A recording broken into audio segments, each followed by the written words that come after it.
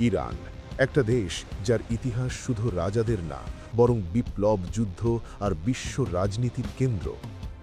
একসময় ইরান ছিল শক্তিশালী পারস্য সাম্রাজ্য, এইচেমেনিড এম্পায়ার, যা একসময় ৩ মহাদেশ জুড়ে বিস্তৃত ছিল।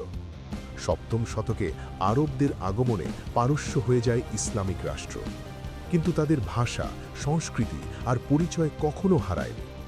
বিংশ শতকে মোহাম্মদ রেজা শাহ দেশকে আধুনিক করতে চেয়েছিলেন পশ্চিমা ধাঁচে, কিন্তু এতে সাধারণ মানুষের ক্ষোভ বাড়ে।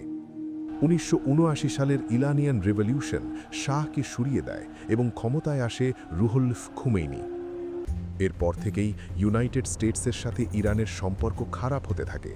নিষেধাজ্ঞা, হুমকি আর পারমাণবিক উত্তেজনা বাড়তেই থাকে। আজ ইরান, ইসরায়েল আর ইউনাইটেড স্টেটসের মধ্যে সরাসরি সংঘর্ষ শুরু হয়েছে।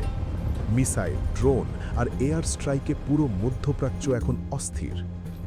ইরান শুধু একটা দেশ না, এটা ইতিহাস, শক্তি আর সংঘর্ষের এক জীবন্ত অধ্যায়, যার প্রভাব পুরো বিশ্বে ছড়িয়ে পড়ছে।